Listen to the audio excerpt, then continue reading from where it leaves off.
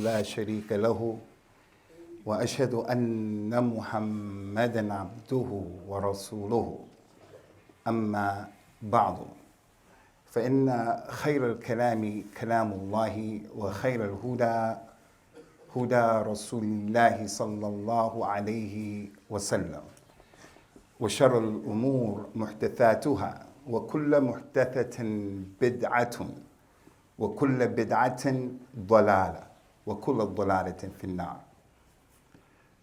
The Nabi sallallahu alayhi wasallam informed his companions of an incident in which Jibril salawatullahi wassalamu alayhi came to al-Mustafa al-Mukhtar sallallahu alayhi wasallam. He said when Jibril came to him, Jibril said to him, Ya Muhammad, ish ma shit, فإنك ميت وأحبب من شئت فإنك مفارقه واصنع ما شئت فإنك مجزئ به. He gave Rasulullah some advice that is universal advice, is for everybody here, because it's all from the Sunnah of Allah. Sunnatullah fi alladhina khalu min qabl walan tajida li sunnatillahi tabdila. Jibril said to him, O Muhammad, live however you want to live. Live however you want to live. Do whatever you want to do. Live however you want to live. He said, and love whoever you want to love. Whoever you choose to love, go ahead and love him. So again, Ya Muhammad, live however you want to live, because you're going to die, Ya Muhammad. So for those Muslims who believe that the Nabi sallallahu alaihi wasallam never died, that is takdhib and rejection of the Quran. That's khurafat. Kullu nafsin dha'iqatul maut. Everybody is going to die. If there was a person who would have escaped death, it would have been Rasulullah sallallahu alaihi wasallam.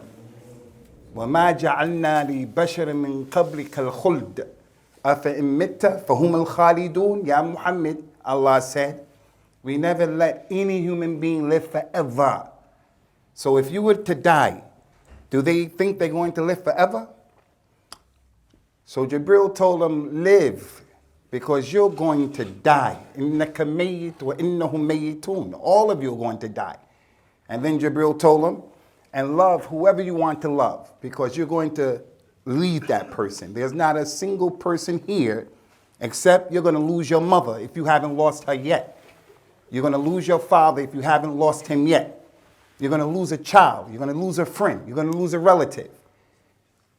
So love whoever you want to love, because you won't stay with that person forever. The day is going to come where you're going to split company. You're going to check out first, or they're going to check out first. So love whoever you want to love. And then he told him, sallallahu alaihi wasallam, and do whatever you want to do, because you're going to be held accountable for it. وَكُلَّ شَيْءٍ أَحْصَيْنَاهُ فِي إِمَامٍ مُبِينٍ. You're going to be responsible for everything that you do, good or bad. You want to smoke weed? Smoke weed. You want to make zina? Make zina. You want to be a criminal, a liar, a thief? You want to steal people's money and they don't know that you're stealing the money? Do it, because you're going to be held accountable for it. That hadith is the basis of what I want to share with you here today, because my time has come to leave the people here in this masjid and the people in this country. Allahu A'lam. Will I ever see these people again? Will I ever see some of them again? Allahu A'lam. But based on that, I want to share something with you, an incident, a personal incident. But I'm not sharing this because I want your focus on me. There is an ibr and a dars from this situation. And I think many of you would be able to relate to what I have to say. From the wasa'il al-ta'limiyya of the Quran and the Sunnah is that the Quran tells us stories. Stories is one of the best ways to educate people. Real stories, like the story of Yusuf, salawatullahi wassalamuhu alayhi. Our religion is not a bunch of ahkam. Do this, don't do this, don't do that. That's part of the religion. But also from the religion is teaching people by way of giving stories so that they can learn. Not the story that you tell a baby at night. Not the stories of the kuffar, of khurafat. Not those kind of stories. Real stories with no kadhib in it. Real stories that have benefit in it. فَقْصُصِ الْقَصَصِ لَعَلَّهُمْ يَتَفَكَّرُونَ. That's what Allah said. Tell them the story, Muhammad, in the hopes that he can consider and contemplate and learn from the story. So the personal story is, I came to this country over 30 years ago. And when I came to this country, like many of you, some of you, I'm a foreigner. I'm an American national. In order to be here and to work here, I needed a visa. So I came on a visa, they call it Minister of Religion. After 2 years, you have to renew that visa, which I did. So I was here for 4 years. After 4 years, the 5th year, I applied for indefinite leave to remain. Many of you in this masjid, you know what that is. When I applied for this kind of visa, the Home Office said no, because there was a problem back then. We had a lot of young Muslims who were extreme. A lot of young Muslims who were radical. Young Muslims were doing crazy things in this country. Going to Syria, stabbing members of parliament, interrupting meetings with members of parliament. We had a crazy situation 20, 15 years ago. It was crazy. So, because I'm a person who calls to the Kitab and the Sunnah, in accordance to the understanding of the setup of this ummah, and I bite my tongue for no one. Not for the kuffar, whether they're white or black, and not for the Muslims, whether they're black, Arabs, Pakistani. I'm going to call the Muslims out, just like I'm going to call these kuffar and their kufr and their shirk. I'm going to call them all out. And I'm going to say to the Muslims, we have to be on the way of the sunnah, not the khurafat of the turuq as-sufiyya. We have to be on the aqeedah of al-Islam, not the aqeedah of these people who came later and made up all this stuff. You want to follow the madhab of Imam Malik, rahimahullah ta'ala, no problem. But don't be a person who makes taqleed al-a'ma. And Imam Malik himself told the people, rahimahullah ta'ala, there is no individual except that his statements are accepted or rejected, except the Nabi sallallahu alaihi wasallam. Al-Muhim, they refused. They said, no, we want you out of here. You are extreme. I said, okay, I'm out. But my wife said, no, Abu, we should make an appeal. And this is one of the good things about European society, Western society, that you'll find some good things in their court of law. Better than what we have.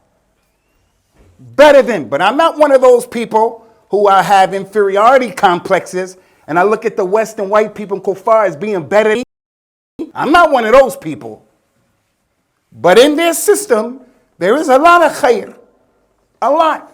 You can make an appeal. I said to my wife, nah, because if we make that appeal and we lose, that's 600, 700, 800 pounds down the drain. We need that money. We don't have to go to a so-called third world country. We go back to America. I have options. My wife said, no, Abu, what we should do is we should appeal.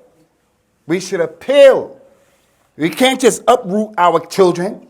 The Prophet mentioned, sallallahu alayhi wa sallam, man asbaha minkum aminan fi sirbihi wa mu'afan fi jasadihi wa wajada quta yawmihi فكأنما حيزت له الدنيا بحذافيرها.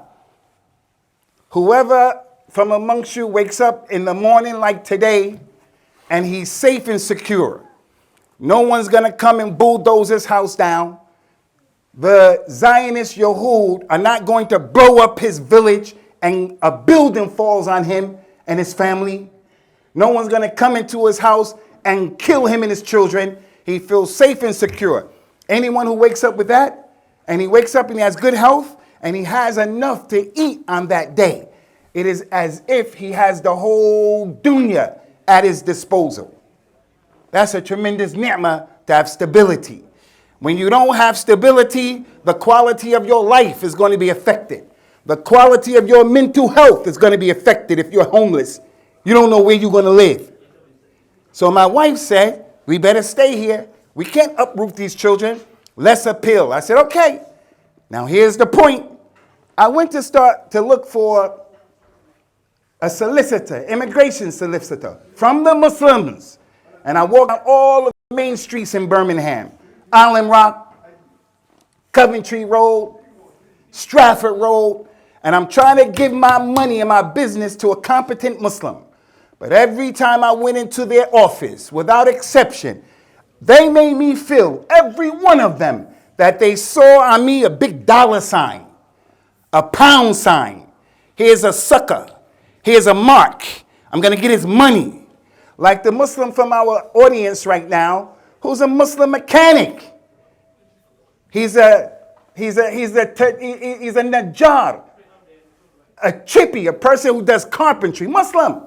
He's an electrician, a Muslim. He's a guy who fixes computers. When you go there to get something from him, he sees in you that you're a sucker. That's how the Muslim is today. He's a mechanic. He knows you don't know about cars. He's going to overcharge you and not do the work. That's the culture today. That's what people do today.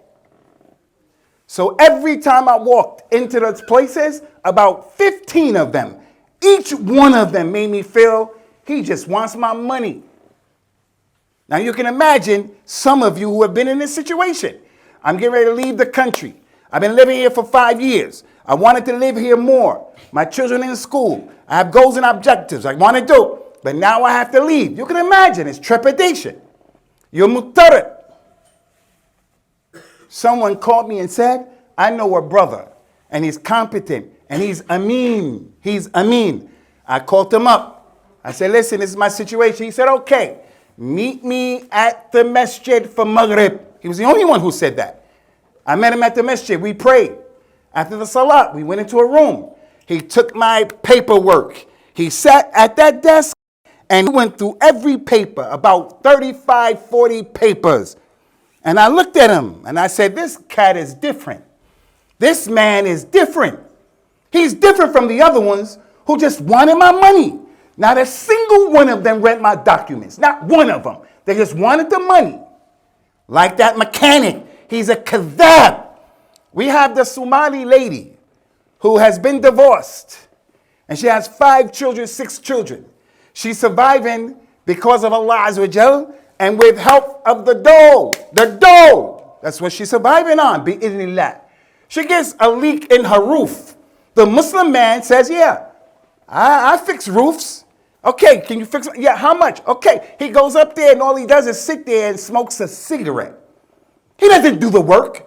Why doesn't he do the work? Because the lady can't go on the roof. He just sees a money sign. She's a mark. She's a sucker. We even have people who are memorizers of the Quran. You send your child to the madrasa for the Quran, the man doesn't deal with them. He's dealing with 25, 30 kids and not giving them their right. But he wants your money every month. He just sees us as money signs. This is the culture. So the question is, in your profession, are you one of those people? Are you one of those people who just take advantage of the people and you don't do your job that you're being paid for? That solicitor looked at all those papers and then he looked at me and he said, you got him. You can win on this point, and that point. I said, how much is it going to cost? You know, to go to work, go to war with you. You know what he said? He said, don't worry about that right now. Wallahi, he said, don't worry about that right now. We went to court. On the day of the court, there was a Jewish judge. I said to the man, the Muslim lawyer, she's a Yehudi, a Jew. Isn't that a bad sign? Aren't the Jews against us? Am I not in trouble? He said, no, don't worry about that. She's really professional and she's fair and she's just. When she asks you a question, don't waffle. Just get to the point. She's a stickler for getting to the point. Listen, the Home Office, they wanted me out of here. So what did they do? They had the prosecutor who was prosecuting my case, a senior, seasoned prosecutor from the Home Office. Not some second, third tier person, the best of them in terms of her expertise, in terms of her experience. Before we started the process, that lady took a bundle of papers and gave it to the judge. Some stuff she took off of the internet, where some people were saying I'm extreme. There was a program that was put on in this country years ago. Go back and check it out. It's called Undercover Mosque, where they took my words out of context. I don't apologize for any of what I said. They took all my words out of context. West Midlands police got involved, and they brought Channel 4 up on charges for compromising community cohesion. You took that man's words out of context. They used some words from there that I've already been exonerated for. Listen to what happened. The Jewish judge took those papers and said to that lady, how dare you come into my court and present something that should have been presented before? How dare you disrespect this court like that? Took those papers and threw them, and then said to me, excuse me, I'm sorry, Mr. Atehebi. She pronounced my name the wrong way. I said, I'm not a Dehebi. I'm not a Tehebi. I'm a Dehebi. Abu Usamah Dehebi. My name is Muhammad, not Mo. My name is Abdul Latif, not Larry. Call me by the name that my mother and my father called me, Mo. I'm not a Mo. Stick to your Islam and stick to being proud to be a Muslim. No, I want to fit in. I want to fit in. She apologized. We went through the procedures, and I won. And I've been here ever since then. 30 years. What's the point? What's the point? Is the point about me going to court and this is all about me and I won? No. There's a moral to the story. There's a benefit that I want to bring to your attention. First one is, not all of these kuffar are bad. Not all of them are bad people. Some of these kuffar have akhlaq better than Muslims. More trustworthy, more than Muslims. Laysu sawa min ahl al-kitab ummatun qa'imatun yatluna ayatillah ana al-layl wa hum yasjudun. The Jews and the Christians are not on the same level. They're not the same. From the Jews and the Christians are some who they read the ayat of Allah during the nighttime and they make sajda. Some of the companions who were Jews and Christians, some Jews and Christians who are right now saying to the Zionists of Palestine, what you're doing is not right. Like those Christians from South Africa. South Africa is a country like Gambia with a lot of problems. Corruption, poverty, bad leadership, incompetence. But they stood up to the world and said, hey, this is not right. That is a form of leadership in Islam. To be able to stand against the grain and not always be so quick and willing to go with the flow. When in Rome, do as the Romans do. They smoke weed, I smoke weed. They make zina, I make zina. That's not our religion. So not all kuffar are bad as it relates to their akhlaq. وَمِنْ أَهْلِ الْكِتَابِ مَنْ إِنْ تَأْمَنْهُ بِقِنْطَارٍ يُؤَدِّيهِ إِلَيْكَ. From Ahlul Kitab, of those people, if you gave them a whole treasure, £1 billion, $1 billion, hold this for me, man, hold this for me. He'll give it back to you when you want it. And there's some Muslims, if you give them £1, £10, you let him borrow £20, £100, he won't give it back to you. He won't give it back to you. If you marry him off to your daughter, your sister, he won't take care of the amana. He'll divorce her and not take care of the children. Jibril said to Rasulullah sallallahu alaihi wasallam, do what you want to do, Muhammad. فَإِنَّكَ مَجْزِيٌ بِهِ. You're going to be held accountable for it. Everything has been stored in a register. That is mubin. Now, that ain't the main point I want to bring to your attention. The main point that I want to bring to your attention about my situation is this. Now that people are finding out that I'm leaving after being here for 30 years and getting to know a lot of people. Some of the people are right here from this masjid. Like the young brother who was just talking, and his brother, Day Day. These young brothers, when I was here a long time ago, they started listening to me and they started learning about the Sunnah. People come up to me in these days and they say, Sheikh, I want to thank you. I heard a lecture of yours that encouraged me by Allah's permission to pray. Another one would say, I want to thank you. You gave me a recommendation to Tazkiyah in order to go study, and I studied and got my degree. I want to thank you. My wife and I were on the verge of getting a divorce, and then we came to you, and we're together. Now we have 4 kids. And I have to tell you, from the bab of, وَأَمَّا بِنِعْمَةِ رَبِّكَ فَحَدِّثْ. When I hear those things, they cause my heart to have sakina. Because in this dunya, we have peaks and valleys, ups and downs. We have good times and bad times. وَتِلْكَ الْأَيَامِ نُدَاوِلُهَا بَيْنَ النَّاسِ. It's not always going to be raining. It's not always going to be hot. It's not always going to be cold. It's not always going to be daytime. It's not always going to be nighttime. You won't always win. You win some, you lose some. You're happy, you're sad. You cry, you laugh. That's the dunya. But I believe that when a positive thing comes and it happens in my life, I want to ride it until the wheels fall off. Because I know sooner or later that there's going to be a low where I'm going to have a fitna that I have to deal with. That's life. That's life. So what am I getting at? When I hear the people saying those things, it makes my heart sakina, wallahi, sakin. But I want to bring your attention to something. That immigration lawyer who doesn't get on the minbar of Friday, he doesn't give any lessons because he did his job.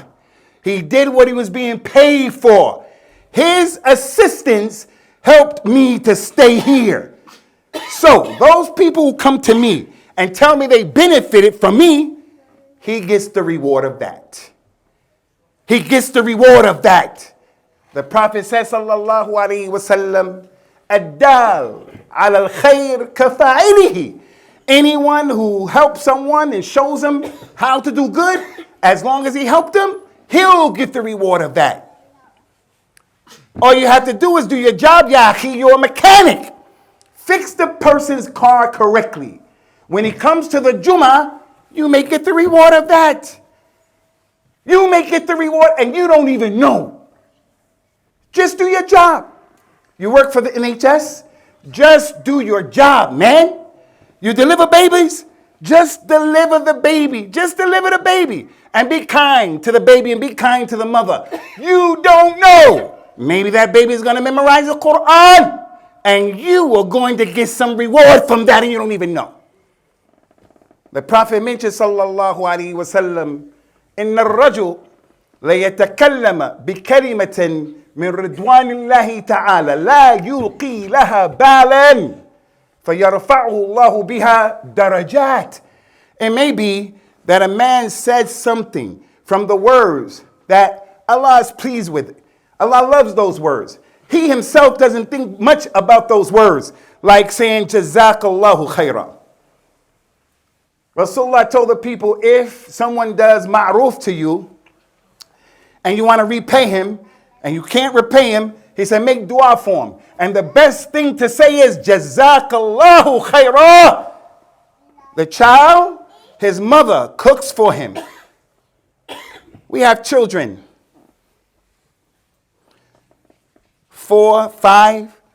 The mother, the wife, irons their clothes, washes their clothes, cooks for them, sets the table, cleans the dishes, and the child just gets up from the table and goes to play and doesn't even say, Jazakillahu khairan ma. Thank you, Ummi. Thank you, Dad. Can't even say that, these kids. They can't even say that. Thank you. So a man, he may say a word that he didn't consider that word. But the weight of it with Allah is Allah will cause that man darajat. A man will be put into Jannah. And he'll be in a high station of Jannah. He'll be mustaghrib, mundahish. How did I get this high? I was just a regular Muslim. I had good, I had bad. How did I get this high? He'll ask Allah. Rabbi. How did I get this high in Jannah? Allah will tell him, because of the istighfar of your son when you was dead. Your son kept asking Allah to forgive my father, forgive my mother, forgive my father, forgive my mother, forgive my father. But the mother and the father are dead and the child doesn't even remember. All he wants is the inheritance. He doesn't take care of the reputation of the father. He doesn't take care of what the father was upon. He doesn't take care of the father's daughters, sons. As it relates to this issue, the solicitor.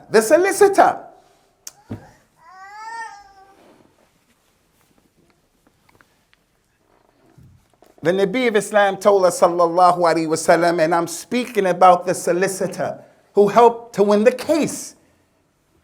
He said, if one of you give sadaqah as a date, a tamar, a date, you give that in sadaqah, 1 pound, half of a pound, 20 pence, 20 pounds, 100 pounds. He said in this hadith, if you give a date with sincerity for Allah, Allah will take that date with his right hand. وَكِلْتَا يَدَيْهِ يَمِينَ. He'll take that date with his right hand and he'll grow and grow and grow that date until it becomes the size of a mountain. So don't look at the issues and say, oh, that's a small thing to do. No, just do your job that you've been hired to do. Do your job. You're a student. We have students who are here. All they try to do is put forward an effort of mediocrity. Mediocrity.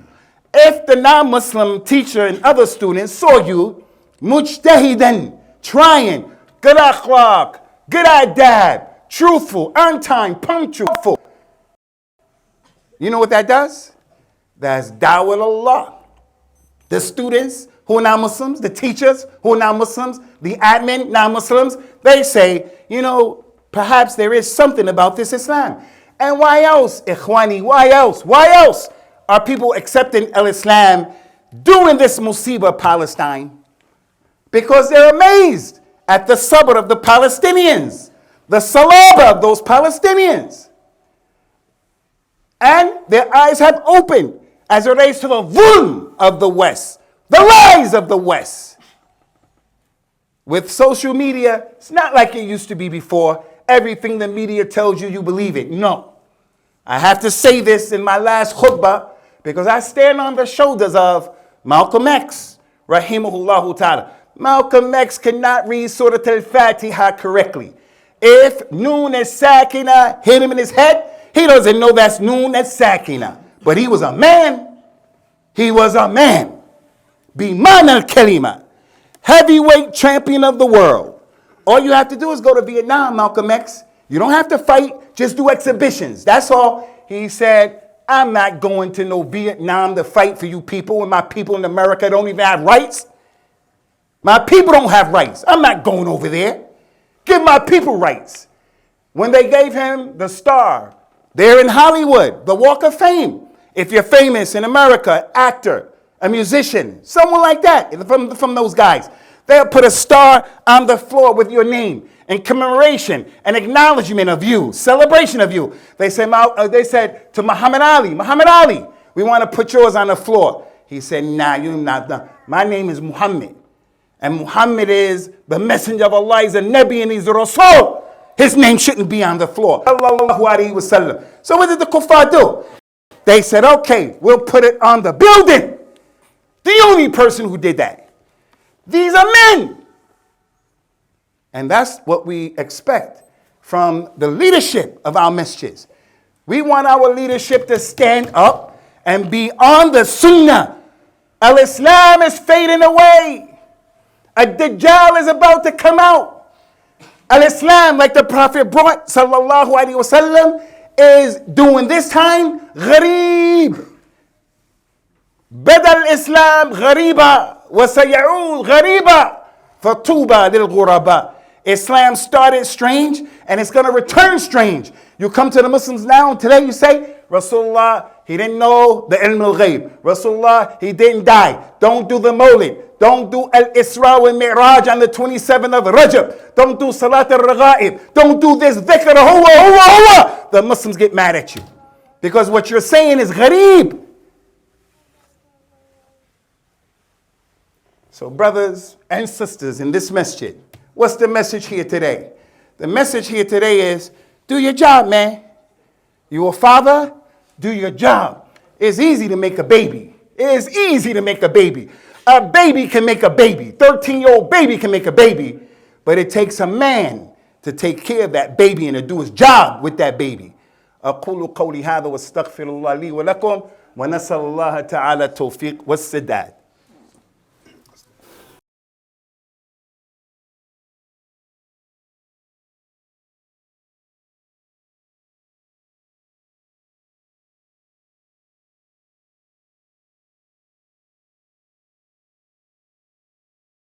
الحمد لله حمدا كثيرا وطيبا مباركا فيه وصلوات الله وسلامه على نبينا الأمين وعلى آله وأصحابه أجمعين أما بعد. My last khutbah in my community, Masjid al-Rahma in Leeds, was about 3 weeks ago. And I wasn't going to do any more khutbahs. And then the brothers of Green Lane asked me, do a khutbah. I said, okay. Because I've been there for 18 years. And then the brother reached out to me, Musa, and said, are you free this week? You want to do the khutbah with us? I really didn't want to. But then I said, it would only make sense for me to do a khutbah here. Why? Because based upon my studies and my love and connection to Africa, especially West Africa, there's a high possibility and probability that I could come from Gambia, like Kunta Kinte. I'm not saying that's a fact. But I know my people come somewhere from West Africa after these Europeans went over with West Africa and stole my forefathers. They stole us, stole my ajdad, took the most important thing to us, which is our religion, took our language, took our culture. But Allah Azza wa Jal blessed me, and I came back to the most important issue, and that is al-Islam. Whether I'm from Senegal, Gambia, I don't care. Liberia, I don't care. Nigeria, I don't care. The important thing is, I'm a Muslim now. But there's something that I noticed about my brothers from Africa, and that is, Islam in many parts of Africa, it is not the Islam that the Prophet brought, sallallahu alaihi wasallam. It has bid'ah in it, has shirk in it. Our women are not wearing proper hijab because of colonization. You colonize a man's mind, you don't have to colonize his land anymore. So my call to you here today, the elders of this community, the Quran of this community, the admin of this community, fear Allah Azza wa Jal as it relates to al-Islam. Do your culture. Do your culture. Eat jollof rice and all that. Do your culture. But don't let your culture overpower the religion. Don't let your culture overpower the religion of Islam. So as Al-Imam Malik said, rahimahullah ta'ala, the sunnah of the Prophet sallallahu alaihi wasallam is like the safina of Nuh. Whoever rides that safina, he's going to have najat. Whoever forsakes it, he's going to be drowned and destroyed. So that's our responsibility. لا تزال طائفة من أمتي على الحق منصورا. You have to be from that group. And najat, you have to be on the ship, the safina of the sunnah. We ask Allah Ta'ala to accept it from us and from you, and to make us of those people who are truthful in word and deed. And He causes us to wake up to realize the heaviness and the weightiness of the amana that's on our aktaf and that's connected to our ear, to our necks. We ask Allah Ta'ala to help us to understand the reality of this dunya. And this dunya is nothing but ghurur. Just make you just go to sleep. It makes you go to sleep. It's the hereafter. That is the thing, that's the goal and the objective. Aqim as-salat, yarhamakumullah.